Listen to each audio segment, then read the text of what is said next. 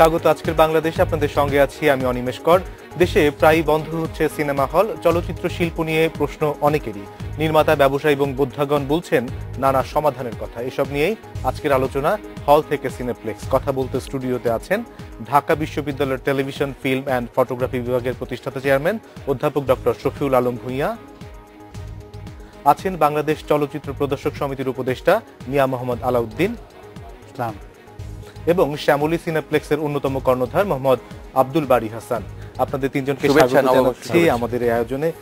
Sir, আমরা কিছু পরিসংখ্যান থেকে দেখতে পাচ্ছি যে বাংলাদেশে 90 দশকের আগে হলের সংখ্যা ছিল প্রায় 1300, যার মধ্যে ঢাকা শহরেই ছিল প্রায় 40টি, এবং বর্তমানে সারা দেশে হলের সংখ্যা কমতে কমতে এসে ঠেকেছে 300টিতে। ঢাকা শহরে প্রায় 12 থেকে 13টি, অর্থাৎ 20 থেকে 25 বছরের ব্যবধানে প্রায় 1000 সিনেমা হল বন্ধ হয়েছে। না, আমি আপনাকে একটু কারেকশন করে দিই।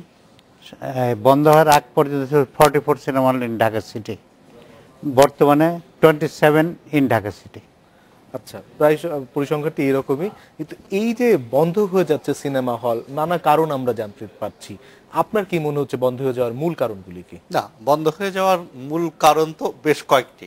ধরেন, এই যে বন্ধ যে হয়ে যাচ্ছে, আপনি যেই সময়টায় বন্ধ হয়েছে গত এক দশকে, এই সাম্প্রতিক কয়েক বছর ছাড়া এই গত এক দশকে যে সিনেমা হলগুলো বন্ধ হয়েছে, তার পিছনে একটা অন্যতম কারণ হচ্ছে ভালো সিনেমা কিন্তু নির্মিত হয়নি।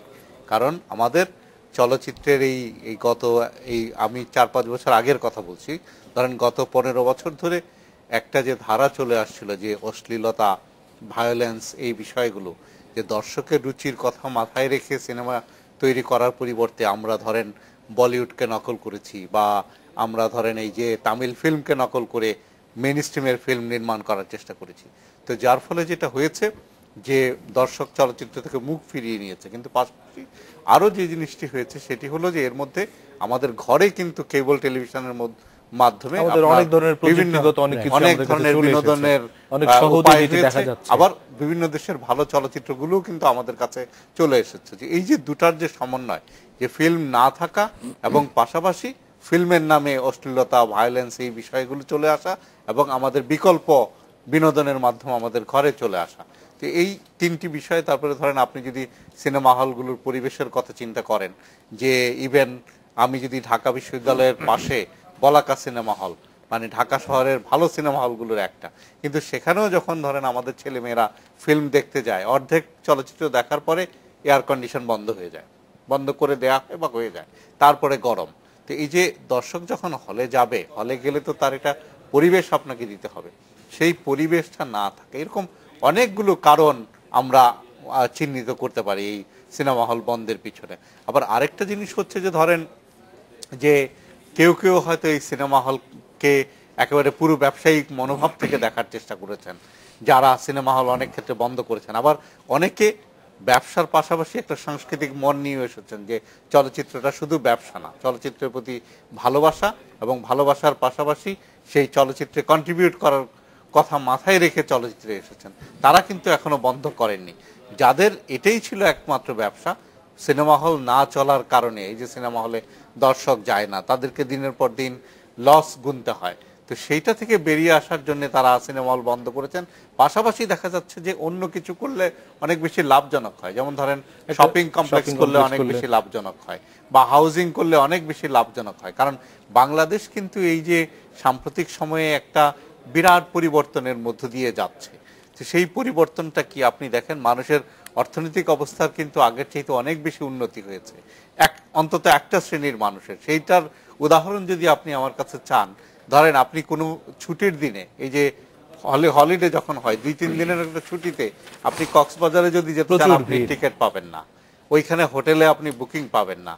এটা হচ্ছে আমার মধ্যবিত্ত বাঙালির রুচির পরিবর্তন হচ্ছে। এই বিষয়টার কাছে আবার আসবো। আমি একটু যেতে চাই মিয়া মোহাম্মদ আলাউদ্দিনের কাছে। বিগত কয়েক বছরে অথবা কয়েক দশকে সিনেমা হল অনেক বন্ধ হয়েছে। আমরা যে অভিযোগগুলি পাই, ভালো সিনেমা নেই, আবার অন্যদিকে ভালো সিনেমা হল নেই, সিনেমা হলের পরিবেশও খারাপ। স্যার যেটি বলছিলেন, এই যে একটি চক্র, মানে যারা সিনেমা হলের ব্যবসা করছেন তারা বলছেন যে ভালো সিনেমা তৈরি হচ্ছে না বলে দর্শক হলে আসছে না, আবার বলছেন যে হলের অবস্থা ভালো নেই বলে ভালো সিনেমা তৈরি হচ্ছে না।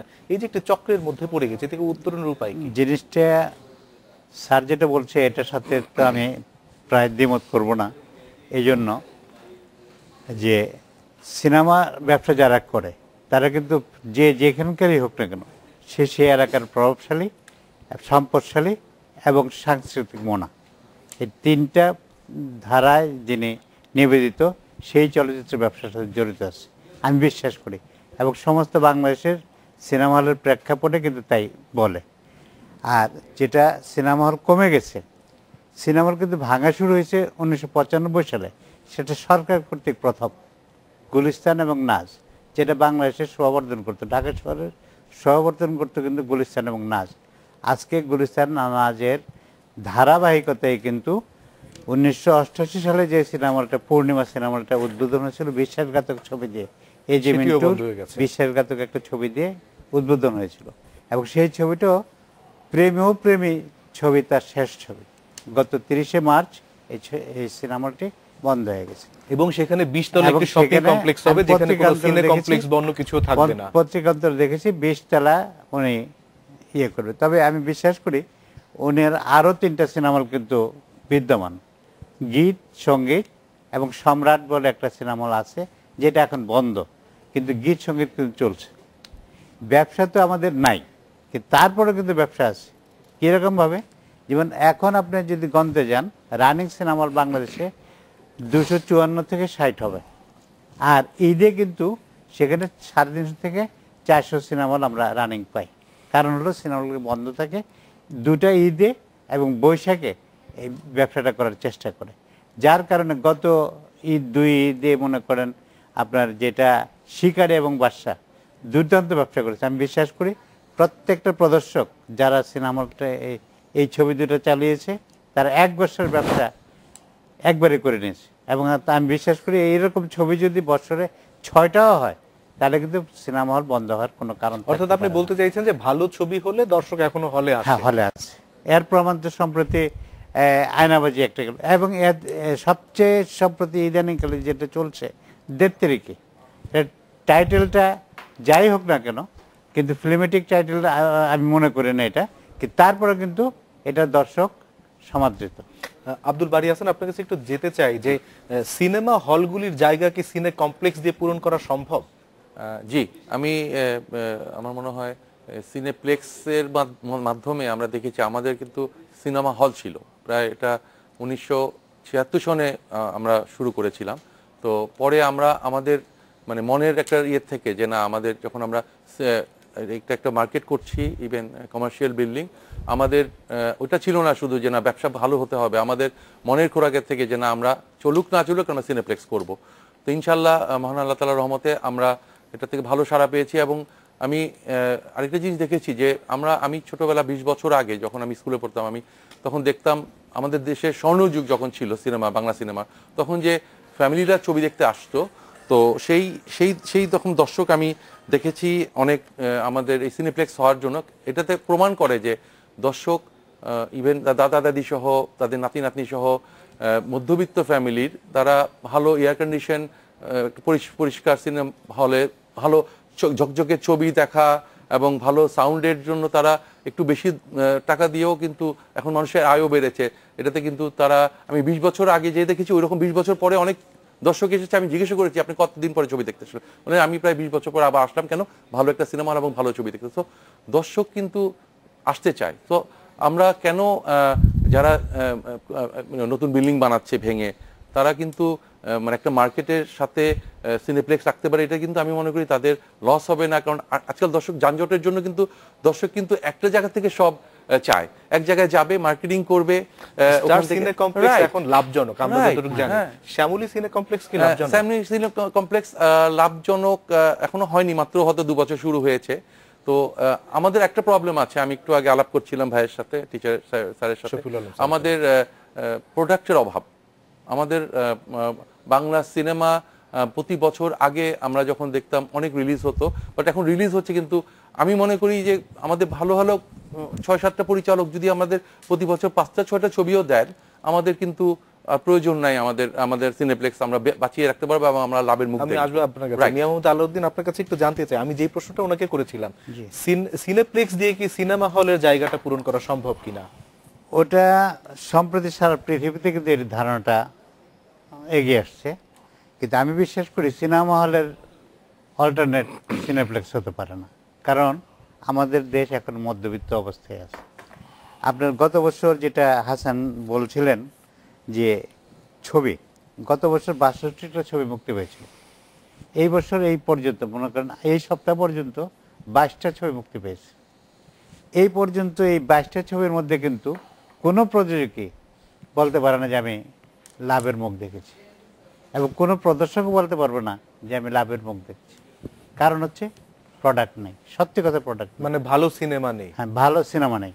যেটা আপনাকে একটা মুদি দোকানে যদি সব রকমের প্রোডাক্ট থাকে তাহলে কিন্তু এখন আগরা সব না, যেটা আমাদের বিভিন্ন মহল্লায় ছোট ছোট মুদি দোকান হচ্ছে, কিন্তু ওখানে আমি একবারে গেলে সমস্ত কিছু পাচ্ছি, কেসকি মাছ থেকে আরম্ভ করে চিতল মাছ পর্যন্ত বড় আমি পাচ্ছি। সিনেপ্লেক্সের কথাটা যে বলছে, যেমন আমাদের দেশের অত্যন্ত প্রতিভাবান লোক ছিলেন কাদের সর্দার, তাদের দুটো সিনেমা ছিল বাংলাদেশে, একটা ঢাকা লায়ন, চট্টগ্রাম লায়ন। সেই দুইটা লায়ন কিন্তু ভেঙে ফেলেছে। এবং সবচেয়ে বড় কথা, চট্টগ্রাম লায়নে কবিগুরু রবীন্দ্রনাথ ঠাকুর নাটক দেখেছিলেন, সেটা এখানে ইতিহাসে লেখা আছে, সেই সিনেমাটা ভেঙে ফেলা হয়েছে। এবং তিনি সিনেপ্লেক্স করছে নদীর ওপার, একদম ওভারব্রিজের পাশে, সম্ভবত আগামী ঈদে 4টা স্ক্রিন দিয়ে সে করছে। এবং মোটামুটিভাবে যেটা হাফিজ ভাই করছে একটা এখন রানিং, আরেকটা বোধহয় সম্প্রতি ওপেন হওয়ার পথে, সেকেন্ড স্ক্রিন। আমি বিশ্বাস করি বাংলাদেশে যদি অন্তত জেলা শহরে একটা করে সিনেপ্লেক্স হয়, বা এই ঢাকা শহরে আরো 4-5টা কর্নার, আরো 4-5টা সিনেপ্লেক্স এলাকায়, হ্যাঁ, তাহলে আমাদের দর্শক সিনেমার প্রতি যাবে। এবং প্রযোজকরা যে ছবি এখন বানাচ্ছে, যেটা সিনেমা হলে চালাবার মতো না এবং চলেও না। কারণ হচ্ছে আপনার ইতিহাস বলে যে ফিল্ম কিন্তু যতদিন পর্যন্ত সিমেন্ট উদ্ভাবন না হচ্ছে, যে সিমেন্ট দিয়ে ফিল্মকে জোড়া লাগাতো, এর পূর্বে পর্যন্ত কিন্তু ছোট ছোট রিল তৈরি হতো, এবং ছোট ছোট রিল শেষ হয়ে যেত, আবার আর একটা রিল চলতো। কিন্তু পরবর্তী সময় যখন সিমেন্ট আসলো এবং ফিল্ম জোড়া লাগানোর অভ্যস্ত হলো, তখন কিন্তু ফিল্মের প্রসার বাড়লো এবং ফিল্ম বড় হতে লাগলো, দীর্ঘ হতে লাগলো। অতএব আমাদেরকেও সিনেপ্লেক্সে যেতে হলে, যখন স্টেট সিনেপ্লেক্স প্রথম আরম্ভ করে যে অবস্থানটা আমাদের ছিল, যমুনা ফিচার হওয়ার পরে ভালো লাগছে, শ্যামলী হওয়ার পরে আরো ভালো। অর্থাৎ আপনি বলছেন যে যুগের চাহিদা এখন সিনেপ্লেক্স আসলে দরকার। আরো যেটি শুরুতে বলছিলেন যে মানুষের রুচি চাহিদার সাথে এখন আসলে ভালো মানুষের পরিবেশের মধ্যে যে মানুষ সিনেমা দেখতে চায়, অর্ধেক সিনেমা চলতে চলতে যখন এসি বন্ধ হয়ে যায় তখন আর কেউ সেখানে থাকতে চায় না। আমি অনিমেষদা আরেকটা কথা বলি, আপনার উনি যেহেতু প্রফেসর মানুষ, আমরা লেখাপড়া শিখছি, ও ইউনিভার্সিটি থেকে পড়ছে, আমি ইউনিভার্সিটি পড়ি, আমি জগন্নাথ থেকে গ্রাজুয়েশন নিয়েছি। আপনার ইতিহাস পর্যালোচনা করলে দেখা যায় আজ পর্যন্ত বাংলাদেশে সাহিত্যভিত্তিক যতগুলো ছবি হয়েছে, সবগুলো ছবি কিন্তু মার খায়নি। সাহিত্যভিত্তিক যে ছবিগুলো, যেমন মনে করেন কামাল আহমদ, আপনি বলছেন যে ভালো গল্প পেলে, ভালো ইয়ে হতে হবে, নির্মাণ হলে মানুষ আসবে। আমরা আবার আসবো এই প্রসঙ্গে ছোট্ট একটি বিরতির পর। যাচ্ছি একটি বিরতিতে, আমাদের সঙ্গে থাকবেন, ফিরে এসে আবার কথা হবে।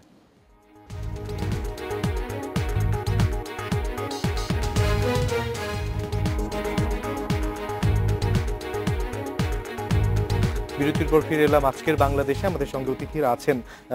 শফিউল স্যার, আপনার কাছে একটু যেতে চাই। মিয়া আলাউদ্দিন বলছিলেন যে কথাটি, যে ভালো গল্প হলে, ভালো ছবি নির্মাণ হলে দর্শক আবার হলে ফিরবে, এবং তারা তার প্রমাণ পাচ্ছেন। আমরা দেখতে পাচ্ছি যে সরকার প্রতি বছর অনুদান দেয় ভালো চলচ্চিত্র তৈরির জন্য, সেইগুলি কিরকম প্রভাব রাখছে? যেমন এটাতে যাওয়ার আগে আমি একটু যাই, যে ধরেন গত 4-5 বছরে কিন্তু চলচ্চিত্র অঙ্গনে সরকার অনেক কন্ট্রিবিউট করেছে। কোন কোন জায়গায় কন্ট্রিবিউট করেছে আমি বলি। একটা হচ্ছে যে বাংলাদেশে প্রাতিষ্ঠানিকভাবে চলচ্চিত্র নির্মাণের শিক্ষাটা কিন্তু চালু হয়েছে। ধরেন একটা ন্যাশনাল ইনস্টিটিউট হয়েছে, আমরা ঢাকা বিশ্ববিদ্যালয়ে টেলিভিশন ফিল্ম ডিপার্টমেন্ট চালু করেছি। তারপরে এফডিসিতে আধুনিকায়নের জন্য আপনার 60 কোটি টাকা ব্যয়ে ডিজিটাল সেটআপ এসছে।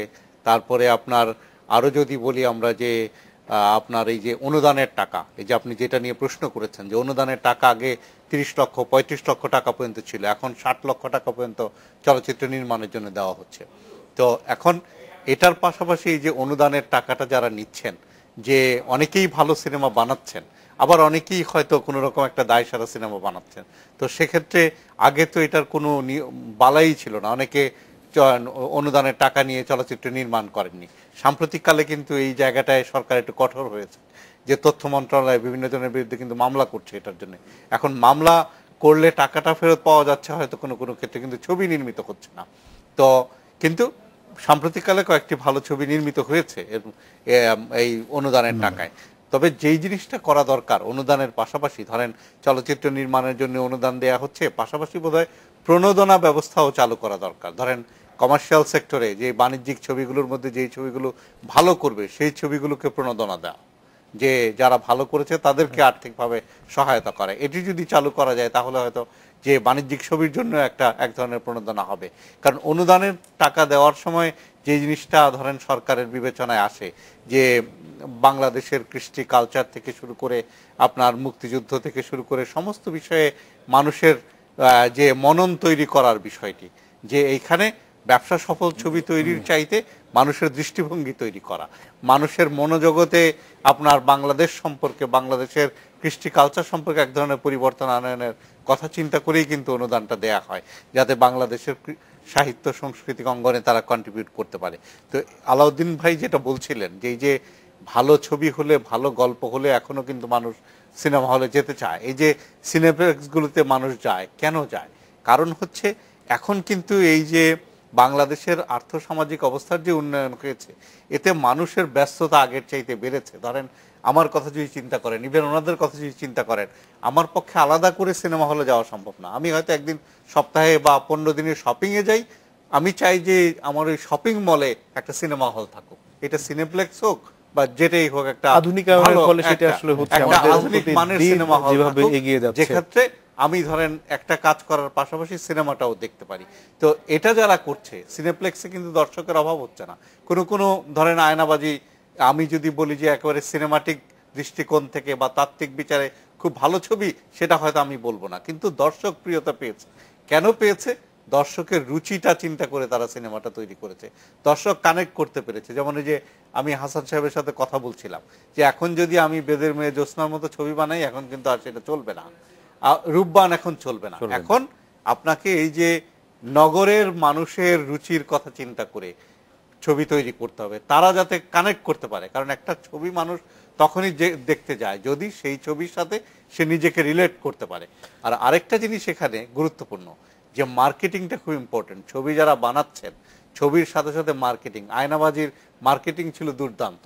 পাশাপাশি দেখেন যে মার্কেটিং বা প্রচার কম করেছেন তা আমি বলবো না, আয়নাবাজির চাইতে হয়তো নির্মাণের দৃষ্টিকোণ থেকে অজ্ঞাতনামা হয়তো একটু ভালোই হতে পারে। আমি বলবো সেই অজ্ঞাতনামা কিন্তু ওইভাবে আপনার মার্কেট পায়নি। যেই যে মার্কেট করানো, প্রচার করানোর দক্ষতাটাও একটা বড় বিষয়।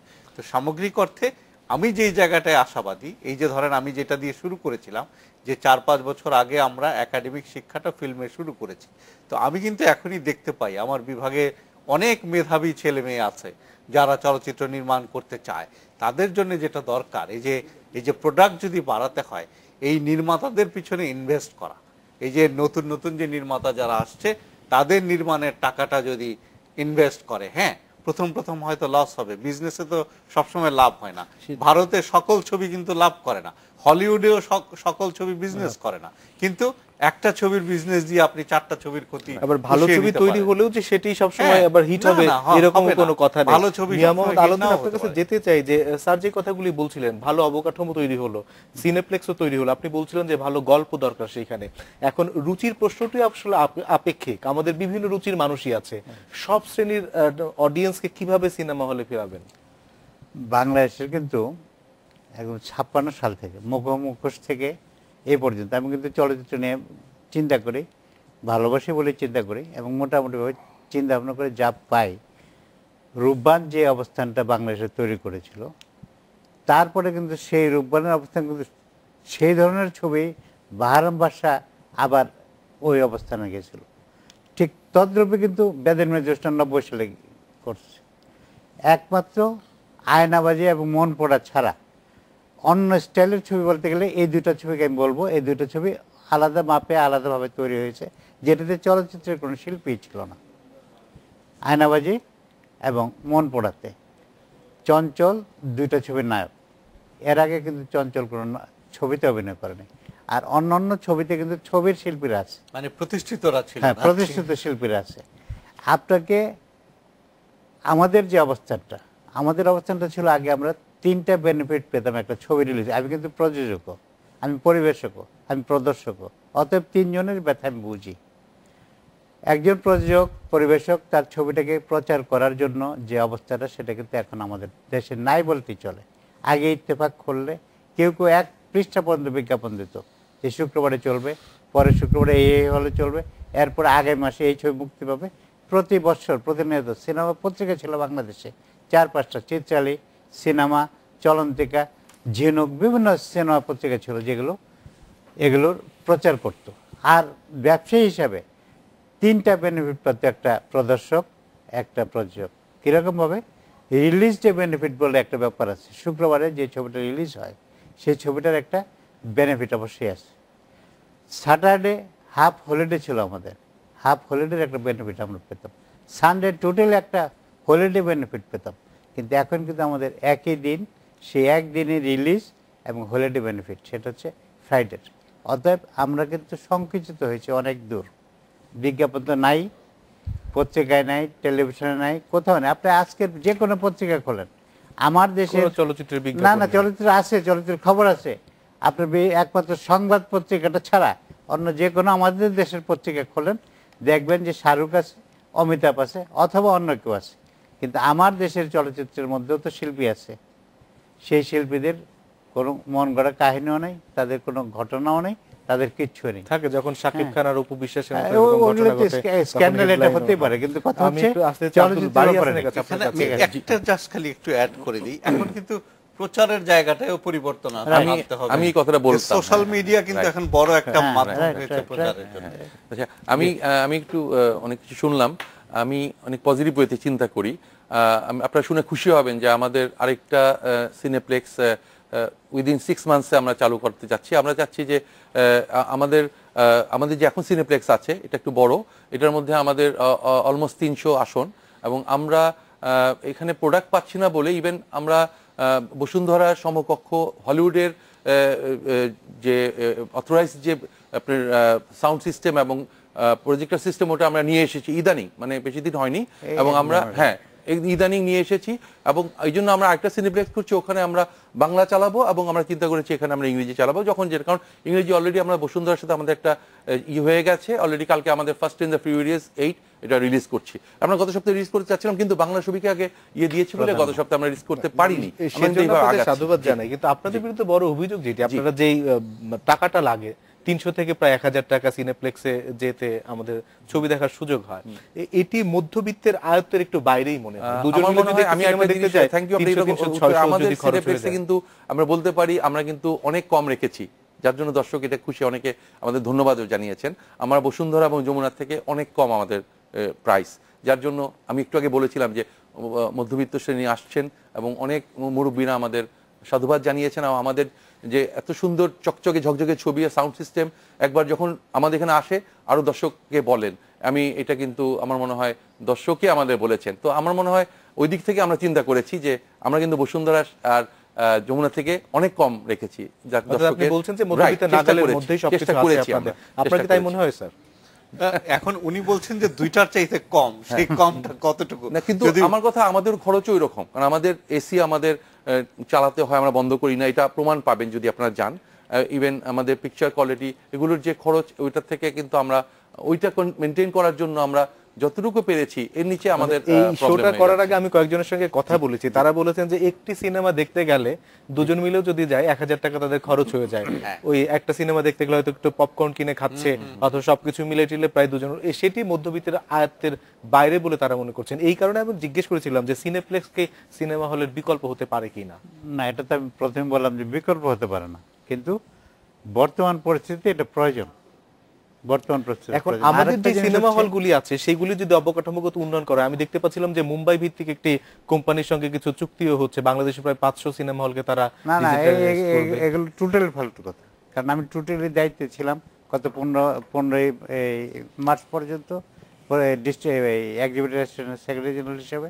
অনেকের সাথে আলাপ হয়েছে, কিন্তু এই বোকাস কথায় আমরা বাঙালিরা খুব তাড়াতাড়ি পড়ে যাই, যার জন্য আমাদের অসুবিধা হচ্ছে। যেটা আমি মনে করি স্যার যেটা বললো ছবির জন্য অনুদান দেওয়া হয়, আমরা মনে করি সিনেমা হলের জন্য অনুদান দেওয়া উচিত না, কিন্তু এই সিনেমা হলগুলোর অবকাঠামোর উন্নয়নে কি আপনারা কিছু উন্নয়নের করছেন? জন্য আপনি তো প্রদর্শন সমিতির মাননীয় উপদেষ্টা। প্রধানমন্ত্রীর সাথে আমরা যখন সাক্ষাৎ করি, মাননীয় প্রধানমন্ত্রী আমাদেরকে কথা দিয়েছেন এবং সেই কথা মোতাবেকই কাজ হচ্ছে। এবং সেই হিসাবে প্রতি জেলা শহরে একটি করে সিনেমা হলে 50 লক্ষ টাকা অনুদান দেওয়া হবে। বর্তমান যে অবস্থায় আছে এই অবস্থা থেকে একটু সুন্দরভাবে অবকাঠামোটা তৈরি করা। উপজেলা লেভেলে 40 লক্ষ টাকা এবং উপজেলা লেভেলের মধ্যেও যদি কোথাও তৃতীয় মাত্রা দেওয়া হয় তাহলে 30 লক্ষ টাকা। এই তিনটা অনুদানের মানে স্তর করা হয়েছে, ABCD। এই 3 স্তরের অনুদান যদি অন্তত দেওয়া হয় তাহলে আমার মনে হয় যেমন বাংলাদেশে অনেক জেলা শহরে সিনেমা হল নেই। আপনি বিশ্বাস করেন নরসিংদীর মতো একটা জেলায় শহরে একটা সিনেমা হল নেই, মুন্সিগঞ্জের মতো জেলায় জেলা শহরে একটা সিনেমা হল নেই, আপনার ব্রাহ্মণবাড়িয়া এবং সিনেমা হল নাই যেমন আমরা অনেক জায়গায় বন্ধ হয়ে যাচ্ছে, যেগুলো এটি গুরুত্বপূর্ণ। না বন্ধ করে দিয়েছে, ছিল তো বন্ধ করে দিয়েছে। ব্রাহ্মণবাড়িয়া তো সাংস্কৃতিক বলতে গেলে বাংলাদেশের মধ্যে ব্রাহ্মণবাড়িয়া এবং রাজশাহী, সেখানে বাস্তবতা আমি শুরুতেই বলেছি সিনেমা হলগুলো বন্ধ হয়ে যাচ্ছে।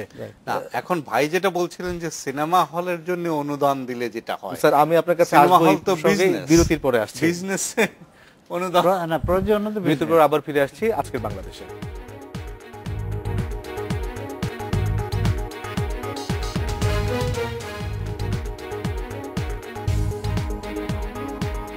বিরতির পর ফিরে এলাম আজকের বাংলাদেশে।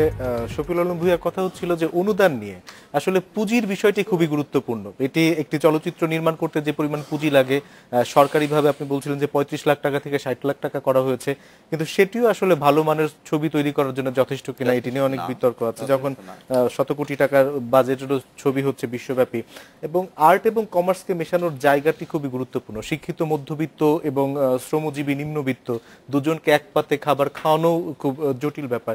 এই ক্ষেত্রে এখন কি উপায় হতে পারে?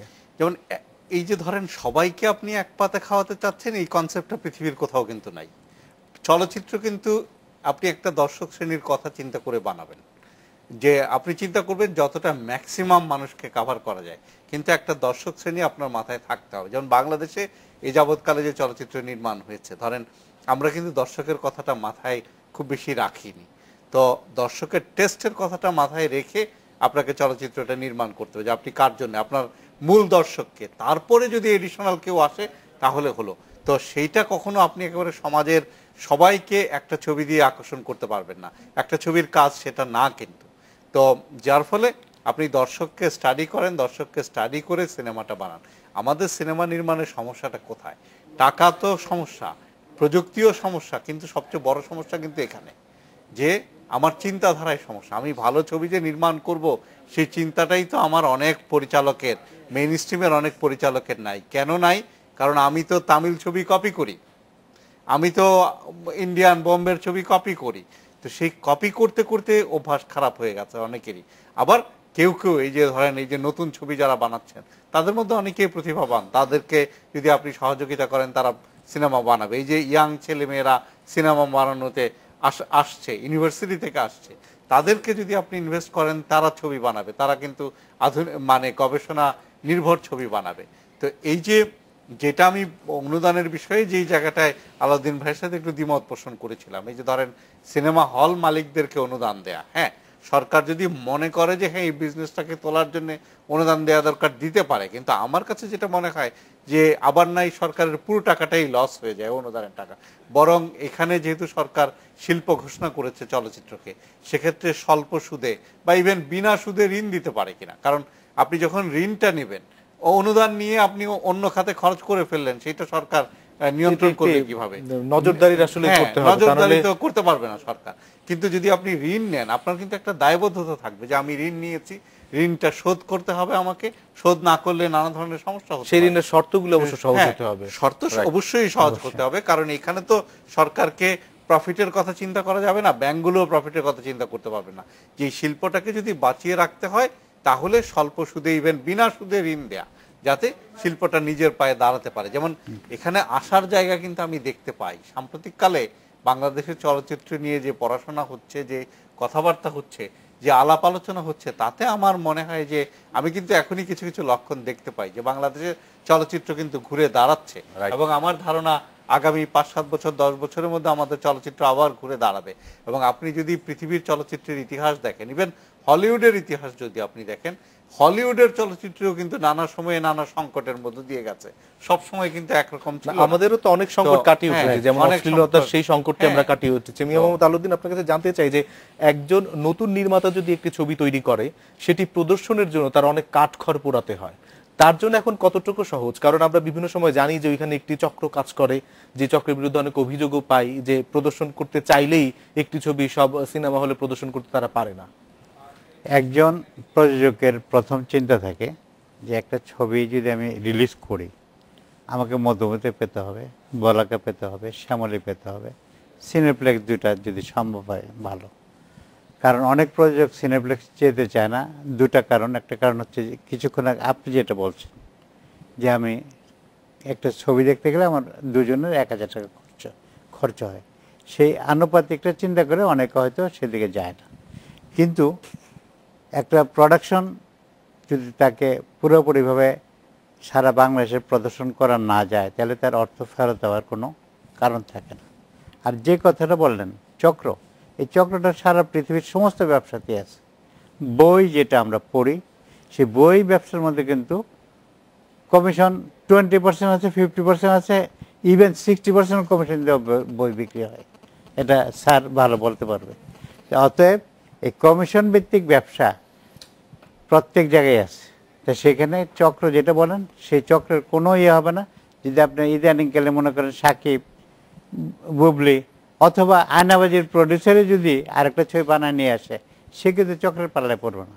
কারণ তার প্রোডাক্ট সে চক্র থেকে তার পিছনে লোক দৌড়াবে, তার পিছনে লোক দৌড়াবে। অতএব আপনাকে প্রোডাক্ট যদি আপনি ঠিক করেন, আপনার মধ্যমিতা, শ্যামলী, বলাকা এরা আপনার পিছনে দৌড়াবে, কোনো আপনার কোথাও যেতে হবে না। কিন্তু প্রোডাক্টটা আপনাকে ইয়ে করতে হবে। যেটা আমি বললাম, এখন মন পড়ার পরিচালক যদি একটা ছবি বানায়, প্রত্যেক প্রদর্শক তার পিছিয়ে যাবে।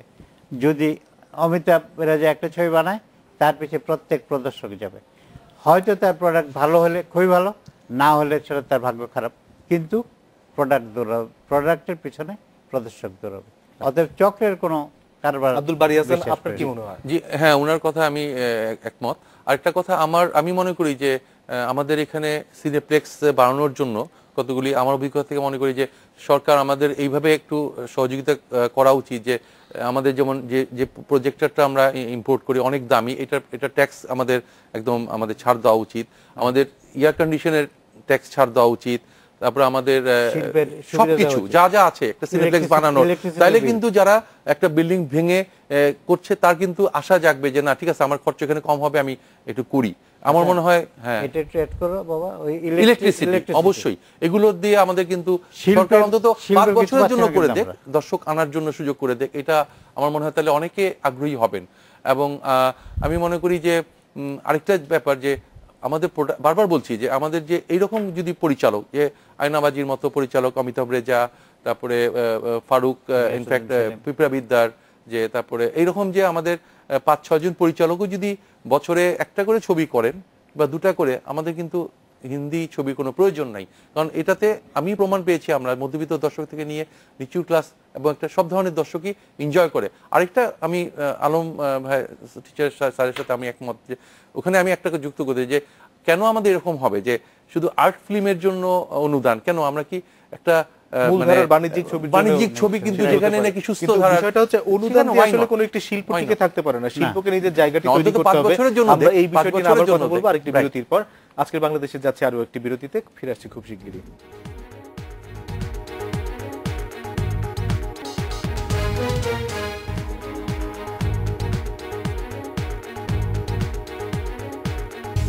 বিরতির পর ফিরে এলাম আজকের বাংলাদেশে। আবার আমরা আলোচনায় ফিরছি। আমি কথা বলছি শ্যামলী সিনেপ্লেক্সের অন্যতম কর্ণধার মোহাম্মদ আব্দুল বারীর সঙ্গে। চলচ্চিত্রের সোনালী সময়কে যদি আমরা আবার ফিরিয়ে আনতে চাই, আপনি বলছিলেন যে আমাদের নির্মাতাদের, মেধাবী নির্মাতাদের ভালো ছবি তৈরি করতে হবে। সোনালী সময় ফিরিয়ে আনতে কি কি করা দরকার মোটা দাগে? জি, আমি মনে করি ভালো ছবি বলতে একটা এন্টারটেইনিং ছবিও ভালো হতে পারে, সেখানে যে একদম একটা আর্ট ফিল্ম হতে হবে সেটার কোনো প্রয়োজন নাই। এন্টারটেইনিং ফিল্মের মধ্যে আমাদের যেগুলো পরিচালক অলরেডি দর্শক সৃষ্টি করে ফেলেছে, আমাদের যদি ওই পরিচালকরাই যদি বছরে আমাদের সবাই যদি একটা করে ছবিও করে বা দুটা করে, আমাদের কিন্তু হিন্দি ছবির কোনো প্রয়োজন নাই। আমরা কিন্তু, আমি খুব পজিটিভ, আমি চাই ওনাদের সাথে আমরা যদি আবার একটা জোট করে আমরা বসে ওনাদের সাথে একটু উৎসাহ দেই, আমরা কিন্তু আশা করি সিনেপ্লেক্সও বাড়বে, সিনেমা হল বাড়বে, ওনারা আমাদের একটা পূরণ করতে পারবে। আপনারা কোনো ধরনের পৃষ্ঠপোষকতা করতে পারেন? পৃষ্ঠপোষকতা আসলে আমার একার পক্ষে সম্ভব না। এটা যদি সরকারের আমাদের সাথে আগিয়ে আসে, আমাদের কমার্শিয়াল ছবির জন্য, সুস্থধারা কমার্শিয়াল ছবির জন্য যদি ওই আর্ট ফিল্মের মতো অনুদান দেয়, তারপরে আমরা কিছু এর সাথে যুক্ত করে আমার মনে হয় আমরা প্রতি বছর আগে যেটা হতো, আমার ছোটবেলা আমি আমার আব্বাকে দেখেছি যে ফিল্ম একটা অ্যাসোসিয়েশন করে যাতে রিলিজটা সবসময় আমরা দিতে পারি, যাতে আমাদের ছবির অভাব না হয়, যাতে আমরা, তাহলে মনে হয় আমাদের ফিল্ম ইন্ডাস্ট্রি আগিয়ে যাবে এবং সিনেপ্লেক্সও বাড়বে, সিনেমা হলও বাড়বে। মোহাম্মদ আলাউদ্দিন, বিকল্প ধারার যারা চলচ্চিত্র তৈরি করেন অথবা অল্টারনেটিভ সিনেমা, তারা বিকল্প ধারার একটি সিনেমা হলও চান, এইটি কি যৌক্তিক? ওনারা হল চায়, কিন্তু হলে যেহেতু দর্শক গ্রহণ করে না, ওখান থেকে ওনারা প্রত্যাখ্যাত হয়। এটাই মনে করি বিকল্প ধারা যারা করে তাদের মধ্যে কিন্তু ভালো গল্প থাকে, ভালো ছবি থাকে। আমি ছবি দেখি তাদের ছবি, কিন্তু সেগুলো সিনেমা হলে দর্শক কিন্তু পুরোপুরিভাবে 2 ঘন্টার ছবি দেখতে চায়, কমপক্ষে 2 ঘন্টার কম হলে কিন্তু ছবি চেয়ার ভাঙতে থাকে, হুট করে, বিভিন্ন কিছু করে। অতএব আপনাকে সিনেমাকে পূর্ণাঙ্গভাবে রূপ দিতে হবে, সেখানে বিকল্প ধারার কোনো স্থান নেই। সিনেমাকে পূর্ণাঙ্গ রূপ দিতে হবে, নাচ থাকতে হবে, গান থাকতে হবে, কথা থাকতে হবে, টোটাল এন্টারটেইনমেন্ট থাকতে হবে। যেমন কবি খুশি কবি গম, আমাদের দেশের মনে করেন নয়নতারা, মনির চৌধুরীর গল্প দিয়ে নয়নতারা বানাইছে এই কাজী জহির। নয়নতারাতে কিন্তু সব কিছু আছে, যদিও অনেক পুরনো ছবি। আবার আমাদের দেশে সম্প্রতি মনে করেন আমি এই যে শিকারী ছবিটা গত ঈদে মুক্তি পেয়েছে, তাদের হলে চলছে, অবশ্যই খুব ভালো। সেই ছবিতে রবীন্দ্রসঙ্গীত শুনলে অনেকে ঘুমাইতে চায়, সেই ছবিতে রবীন্দ্রসঙ্গীতকে এক্সপ্লোর করছে এত সুন্দরভাবে, ইউ কান্ট ইমাজিন। আমি মনে করি প্রত্যেকটা জিনিসকে যদি সুন্দরভাবে উপস্থাপন করা যায় আর যদি সেটা দর্শক গ্রহণ করে, তাহলে আমাদের অভাব হওয়ার কারণ নেই।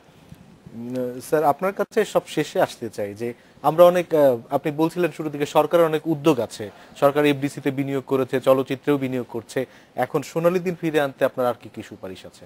যেমন সেক্ষেত্রে ধরেন এই যে যেগুলো হচ্ছে সেগুলোর পাশাপাশি আমাদের যারা এই ক্ষেত্রে ব্যবসা করেন, ব্যবসার ক্ষেত্রেও তাদেরও কিন্তু ইনোভেটিভ হতে হবে, দৃষ্টিভঙ্গিটা পরিবর্তন করতে হবে। যেটা হাসান সাহেব বলছিলেন, দৃষ্টিভঙ্গির পরিবর্তন, ব্যবসার ইনোভেটিভ ধরনটা করা, রিলিজ করার ক্ষেত্রে নানা প্ল্যাটফর্মের কথা চিন্তা করে। নানা প্ল্যাটফর্মটা কি, ধরেন এই যে এখন আপনি যখন ছবি রিলিজ করেন, এটা তো কনভার্জেন্সের যুগ, সমস্ত মিডিয়া কনভার্জ হয়ে যাচ্ছে। আমার সেলফোনে সবগুলো মাল্টিমিডিয়া, তো এখন আমি যাতে সেলফোনেও ছবি দেখতে পারি, আমি যাতে টেলিভিশনেও দেখতে পারি, আমি যাতে সিনেমা হলেও দেখতে পারি, আমার জন্য নানা অপশনটা রাখা, এক এক শ্রেণীর দর্শক যাতে এক এক জায়গায় দেখতে পারে। আপনি কি বলতে চাচ্ছেন তাহলে ইউটিউবে ছবি রিলিজ দেওয়া যেতে পারে? ইউটিউবে, ফেসবুকে, যে ইউটিউবে দেখতে চায় তার জন্য ইউটিউবে রিলিজ দেওয়া হোক। তো আপনার ওই যে সেগমেন্টেশনটা করা, অডিয়েন্স সেগমেন্টেশন, ধরেন সব অডিয়েন্স সিনেপ্লেক্সে গিয়ে দেখতে পারবে না, তার সামর্থ্য নাই, তার দেখার জন্য একটা ব্যবস্থা থাকতে হবে। আবার কোন অডিয়েন্স, এখানে কিন্তু আমার একটা অভিজ্ঞতা বলি, কোন দর্শক আছে যে সে হয়তো সিনেপ্লেক্সে যেতে পারবে না, সিনেমা হলে যেতে পারবে না, তার জন্য অন্য মাধ্যমে দেখার ব্যবস্থা করতে হবে। আমরা শেষ করে এখানে কিন্তু আমি একটুখানি স্যারের সাথে একটু করি যে এটাতে কিন্তু আবার আমাদের দেশে প্রোডিউসারে আগে আসবে না কেন, আমাদের এটা অভিজ্ঞতা আছে, একসাথে রিলিজ না দিয়ে একটা গ্যাপে রিলিজ আমরা চাইবো যে সবকিছু সবার সম্মিলিতভাবে বসেই সিদ্ধান্তগুলো আসলে নিতে হবে, 3-4 মাস পরে রিলিজ দাও, নালে কিন্তু আবার চলে যায়। এই ছিল আজকের বাংলাদেশে, দেখা হবে আগামীকাল একই সময়ে। শুভরাত্রি।